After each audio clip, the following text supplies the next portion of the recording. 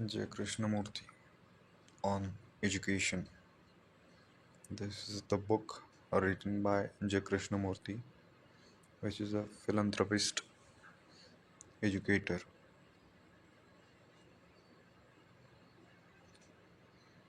Table of content. Forward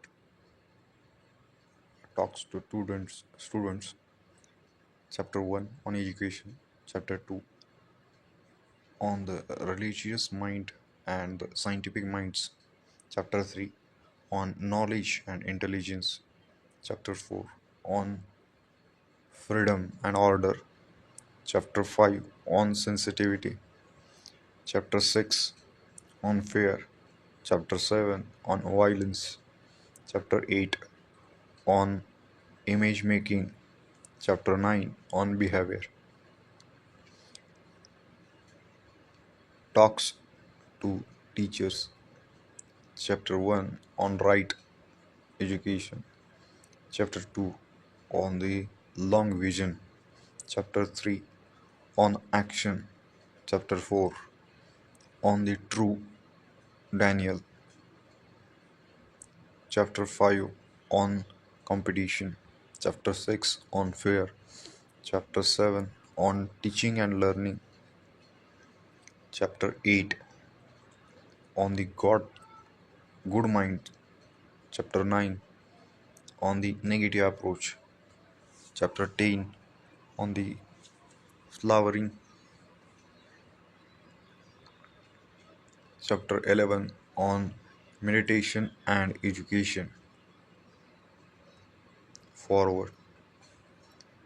This book is the outcome of talks and discussions held in India by J. Krishnamurthy with the students and teachers of schools at Rishi Valley School in Andhra Pradesh and Rajghat School at Varanasi. These centers are run by Krishnamurthy Foundation India, which was set up to create a medium where the teachings of Krishnamurthy could be communicated to the child. Krishnamurthy regards education as of prime significance in the communication of that which is central to the transformation of human mind and the creation of new culture. Such a foundational transformation takes place when the child, while being trained in various skills and disciplines, is also given the capacity to awake the processes of his own thinking, feeling, and actions. This alertness makes him self-critical and observant, and thus establishes an integrity of perception, discrimination, and action, cruel, crucial to the maturing within him of a right relationship to man, to nature, and to tools man creates. There is a question today of basic postulates of the educational structure and its various systems in India and in the rest of the world. At all levels, there is a growing realization that the existing models have failed and that there is a today total lack of relevance between the human being and the complex contemporary society. The ecological crisis and increasing poverty, hunger, and violence are forcing man inevitably to face the realities of human situations. At a time like this, a completely new approach to postulates of education is necessary. Krishnamurti questions the roots of our culture, His challenge is addressed not only to the structure of education but to the nature and quality of man's mind and life. Unlike all other attempts to salvage or suggest alternatives to the educational system, Krishnamurthy's approach breaks through frontiers of particular cultures and establishes an entirely new set of values, which in turns can create a new civilization and a new society.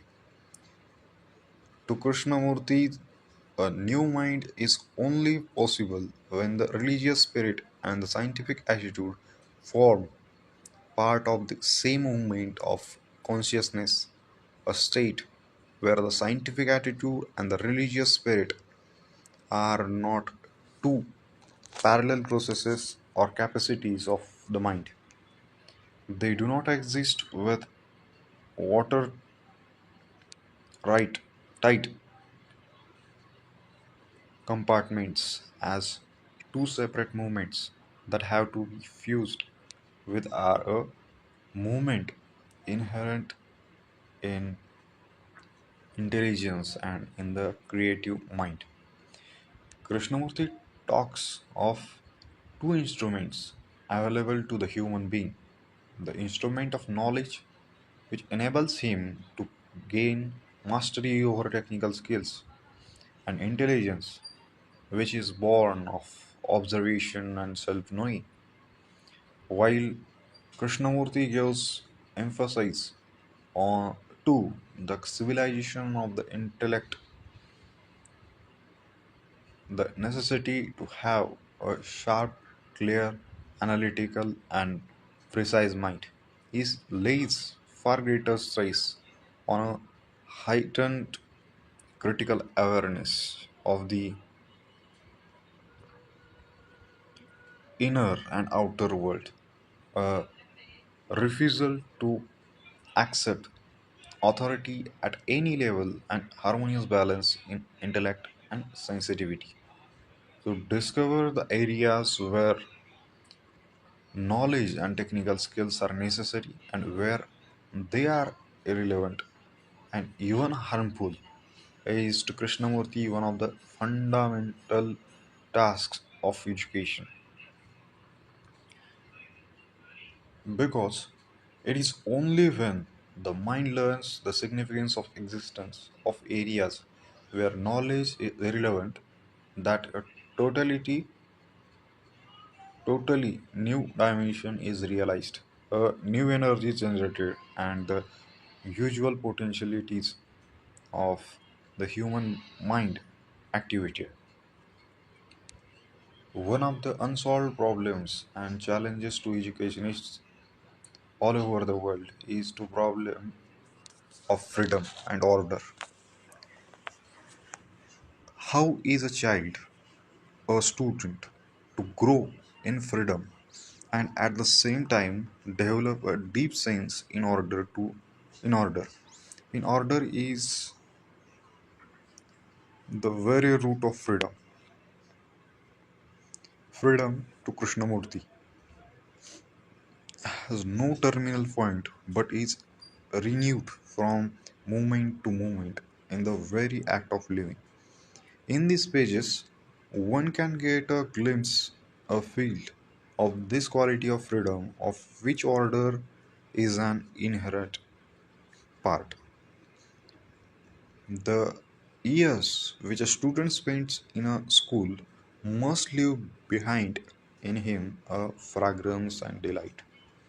This can only happen when there is a no competition, no authority, when teaching and learning is a simultaneous process in the present, where the educator and the educated are both participating in the act of learning. Unlike the communication of religious spirit by various sects and religious groups, the Krishnamurti approach is, in a sense, truly secular and yet has a deeply religious dimension. There is a departure in Krishnamurthy's teachings from the traditional approach of the relationship between teacher and the taught, the guru and the shishya. The traditional approach is basically hierarchical. There is a teacher who knows and the student who does not know and has to be taught. To Krishnamurti, the teacher and the student function at the same level, communicating through questioning and outer counter questioning till the depths of the problem are exposed and understanding is revealed, illuminating the mind of both. The Krishnamurti Foundation India feels deeply privileged for being able to offer this book to students and educators. The educators talks to students. Chapter 1 on education. You know, you live in one of the most beautiful valleys I have seen. It has a special atmosphere you have noticed, especially in the evening and early morning, a quality of silence permeates, which penetrates the valley. There are around here, I believe, the most ancient hills in the world, and man has not spoiled them yet. And wherever you go, in cities or in other places, man is destroying nature, cutting down trees to build more houses, polluting the air with cars and industry. Man is destroying animals. There are very few tigers left. Man is destroying everything because more and more people are born and they must have more space.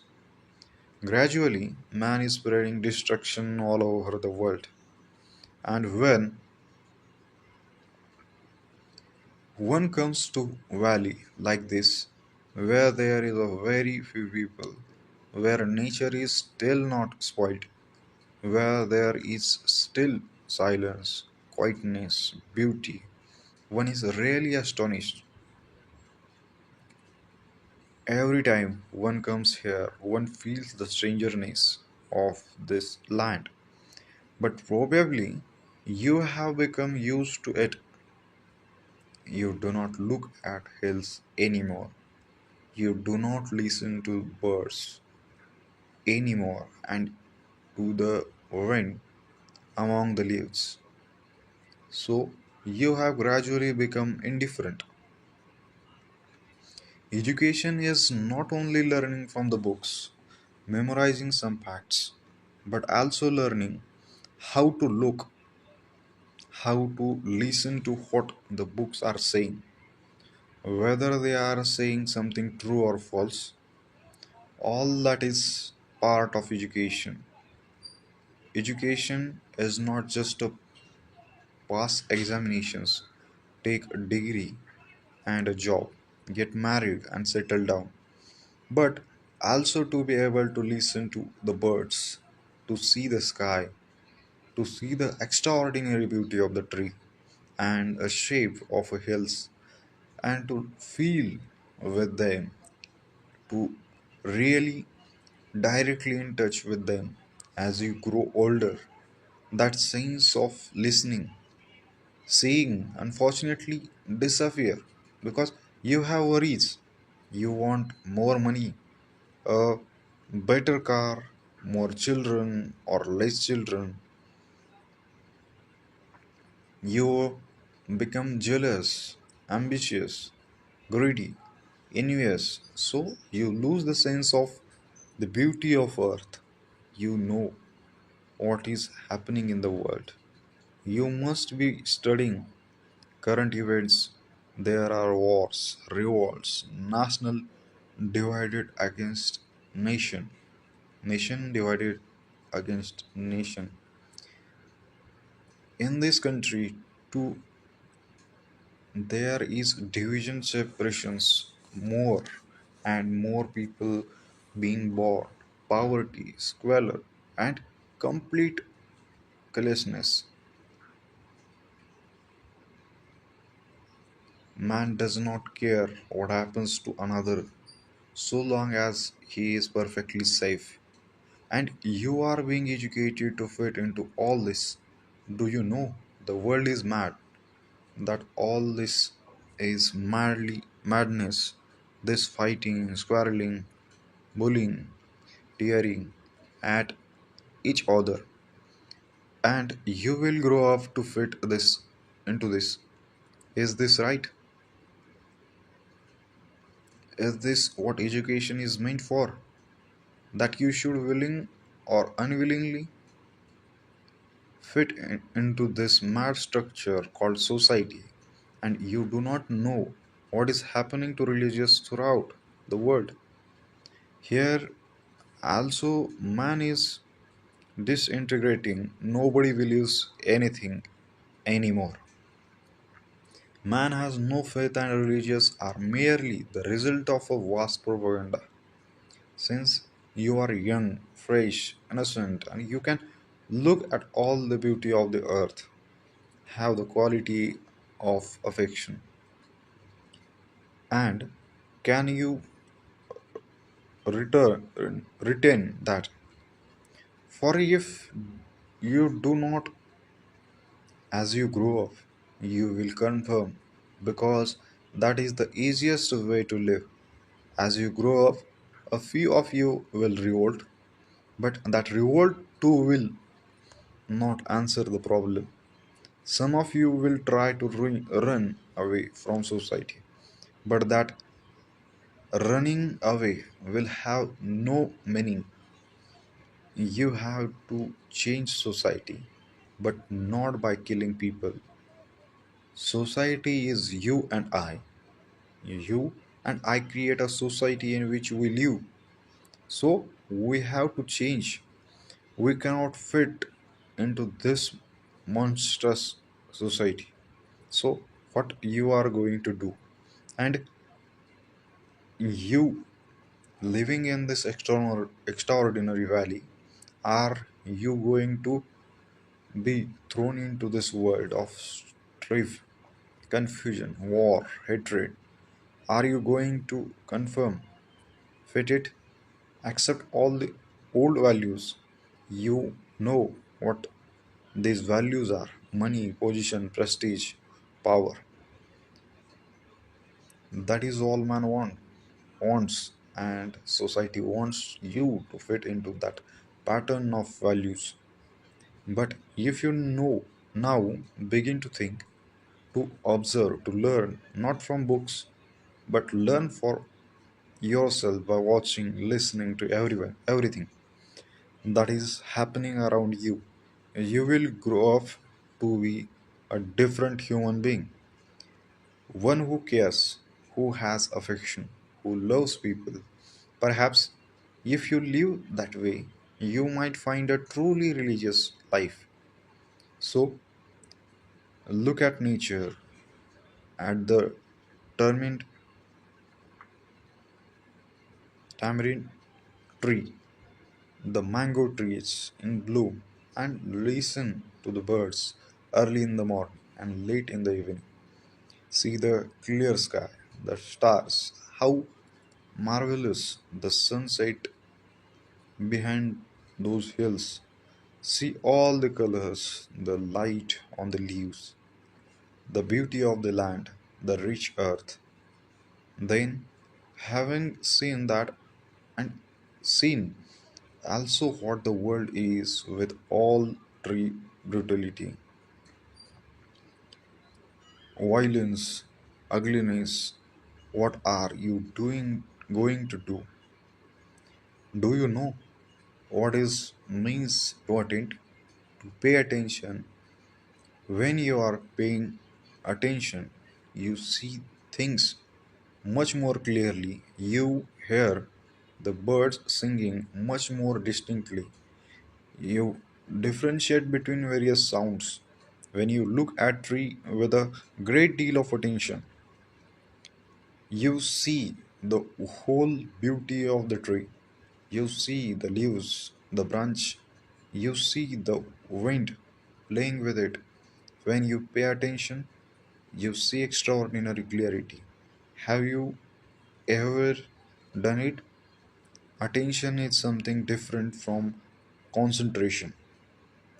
When you concentrate, you don't say everything. But when you are paying attention, you see a great deal. Now pay attention. Look at that tree and see the shadows, the slight breeze among the leaves. See the shape of the tree.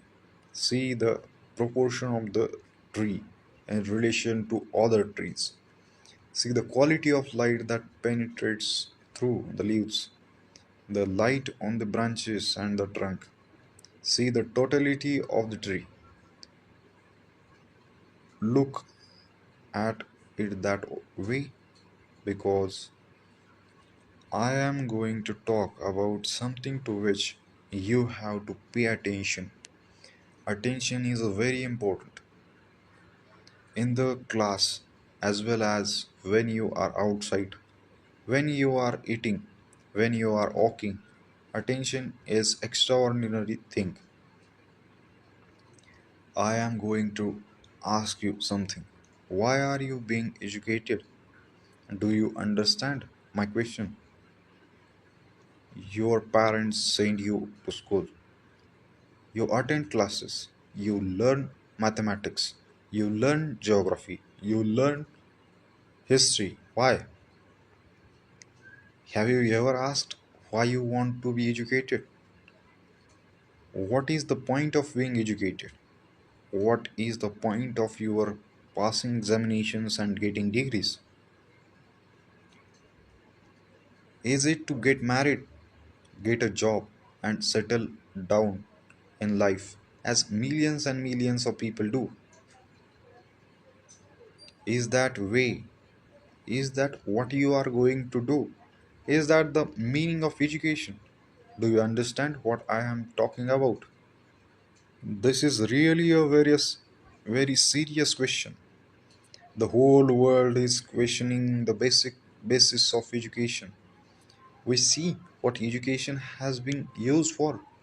Human beings throughout the world, whether in Russia or China or in America or in Europe or in this country, are being educated to conform, to fit into society and into their culture, to fit into these streams of social and economic activity, to be sucked into that vast stream that has been flowing for thousands of years.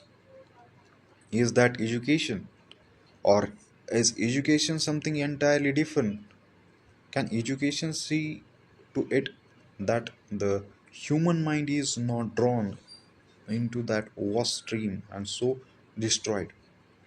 See that the mind is never sucked into that stream, so that with such a mind you can be any entirely different human being with a different quality to life. Are you going to be educated that way? Or are you going to allow your parents' society to dictate to you so that you become part of the stream of society? Real education means that a human mind, your mind, is only is capable of being excellent in mathematics, geography, and history, but also can never under any circumstances be drawn into the stream of society, because that stream which we call living is very corrupt, is immoral, is violent, is greedy. That stream is our culture. So the question is how to bring about the no right kind of education so that the mind can withstand all temptation, all influences, the bestiality of this civilization and this culture. We have come to a point in history where we have to create a new culture, a totally different kind of existence, not based on consumerism and industrialization, but a culture based upon a real quality of religion.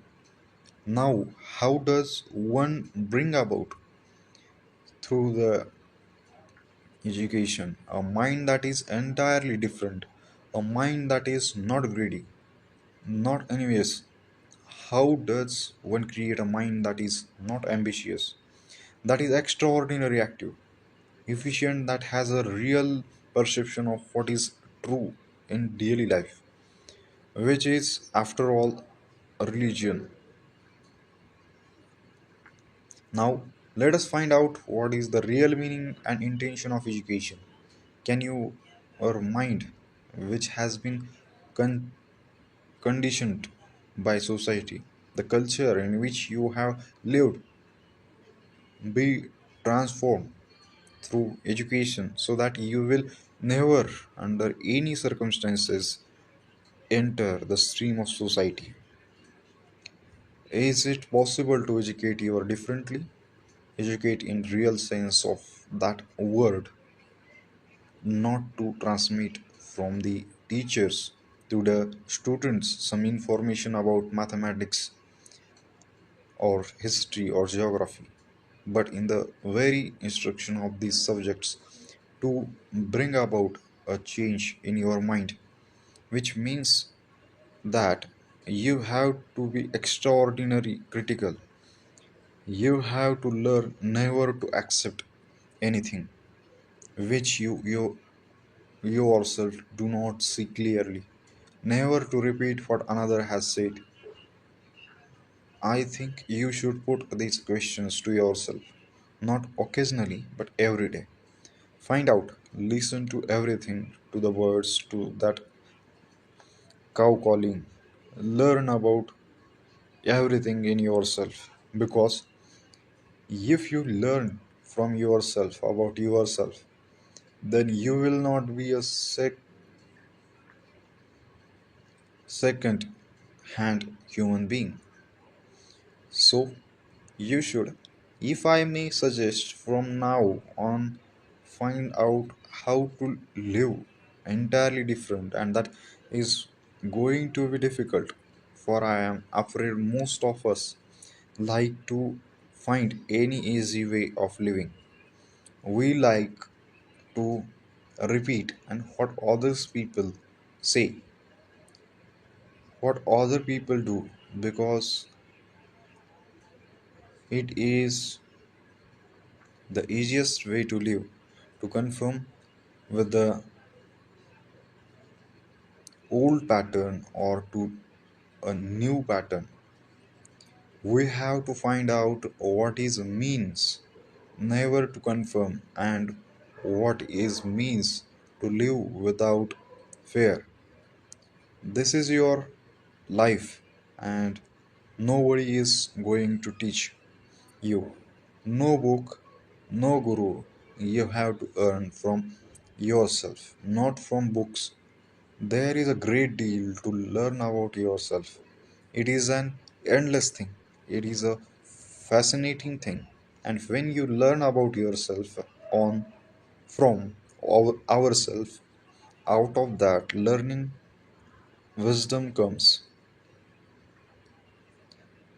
Then you can live a most extraordinary, happy, beautiful life.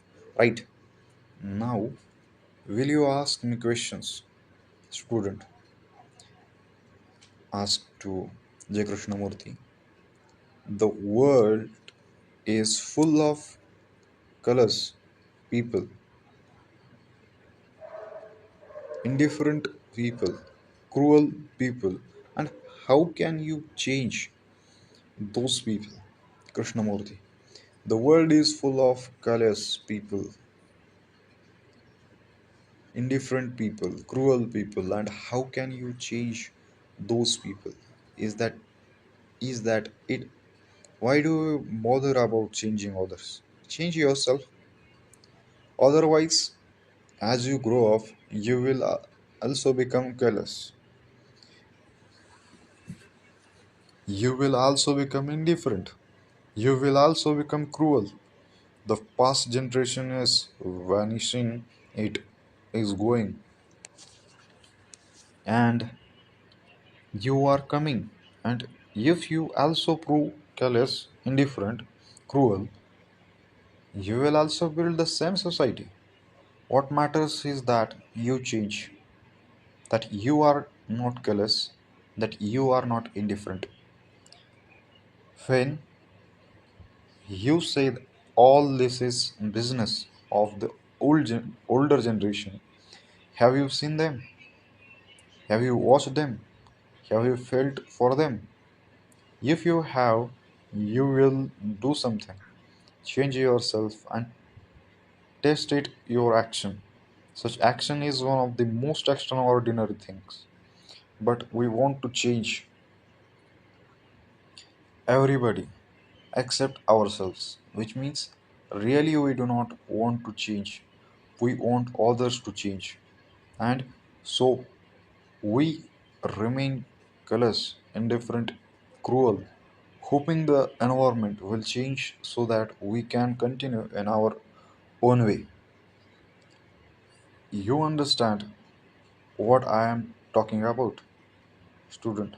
You ask us to change. What to do we change into? Krishnamurthy. You ask us to change. What is it we change into? You cannot change into a monkey. Probably you like to, but you cannot. Now, when you say, I want to change into something, listen to this carefully. If you say to yourself, I must change myself into something, the into something is a pattern which you have created, haven't you? Do you see that? Look, you are violent or greedy, and you want to change yourself into a person who is not greedy. Not wanting to be greedy is another form of greed, isn't it? Do you see that? But if you say, I am greedy, I will find out what I means, what I am greedy, why I am greedy, what is involved in it. Then, when you understand greed, you will be free of greed. Do you understand what I am talking about? Let me explain. I am greedy and I struggle fight, make tremendous efforts not to be greedy. I have already an idea, a picture, and an image of what I means not to be greedy. So I am conforming to an idea which I think's non-greedy. You understand? Whereas if I look at my greed,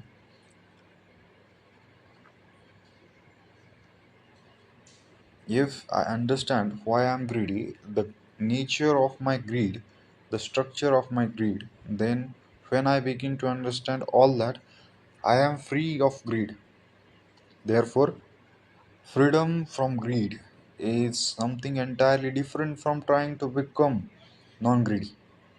Do you see the difference? Freedom from greed is something which is entirely different from saying, I must be a great man, so I must be non greedy.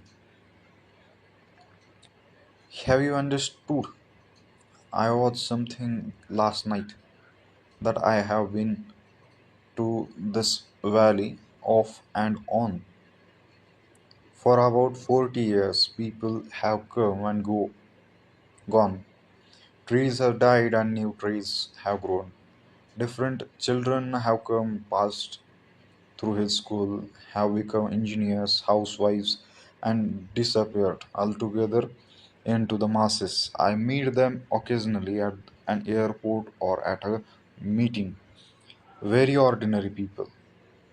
And if you are not very careful, you are also going to end up that way. Student, what do you mean by ordinary? Krishnamurthy. To be like the rest of men, with their worries, with their corruption, violence, brutality, indifference, carelessness, to want a job, to want to hold on to a job, whether you are efficient or not to die in the job. That is what is called ordinary. To have something, nothing new, not having nothing fresh, no joy in life, never to be curious, intense, passionate, never to find out, but merely to confirm. That is what I mean by ordinary. It is called being bourgeois. It is a mechanical way of living, a routine, a boredom. Student, how can we get right of being ordinary? Krishnamurthy, how can you get right of being ordinary? Do not ordinary. Do not be ordinary. You cannot get right of it. Just do not be it. Student, how, sir? Krishnamurthy, there is no how. You see that as one of the most destructive questions. Tell me how. Man has always been saying throughout the world, tell me how. If you see a snake, a poisonous cobra, you do not say, please tell me how to run away from it. You run away from it. So, in the same way, if you see that you are ordinary, run, leave it, not tomorrow, but instantly. Since you will not ask any more questions, I am going to propose something. You know, people talk a great deal about meditation, don't they? Student, they do. Krishnamurthy, you know nothing about it.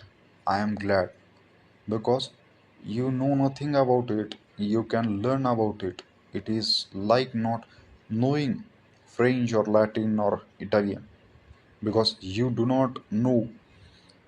You can learn as though for the first time.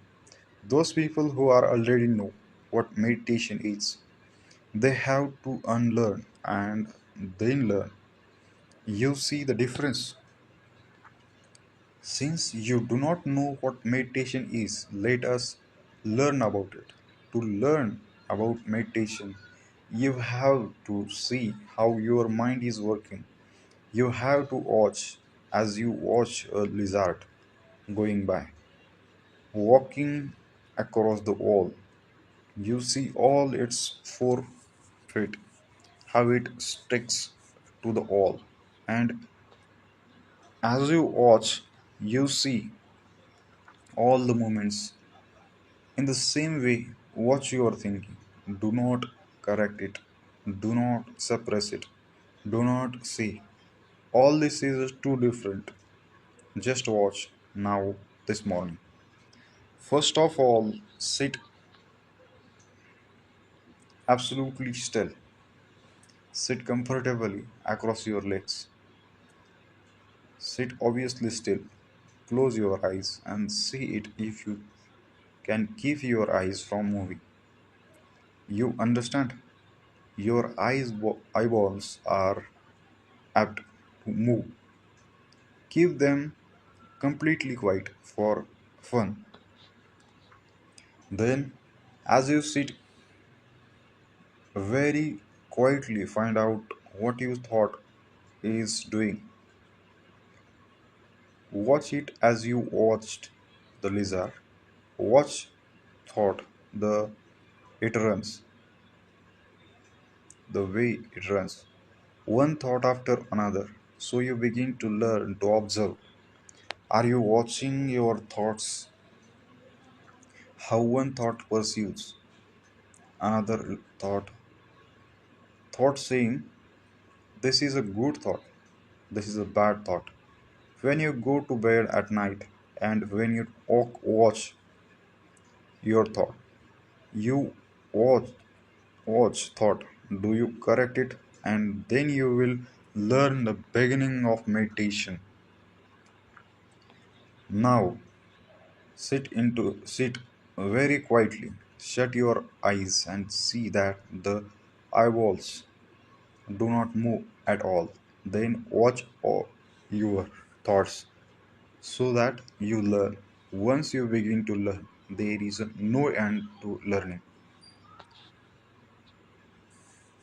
We will stop here. See you in next part.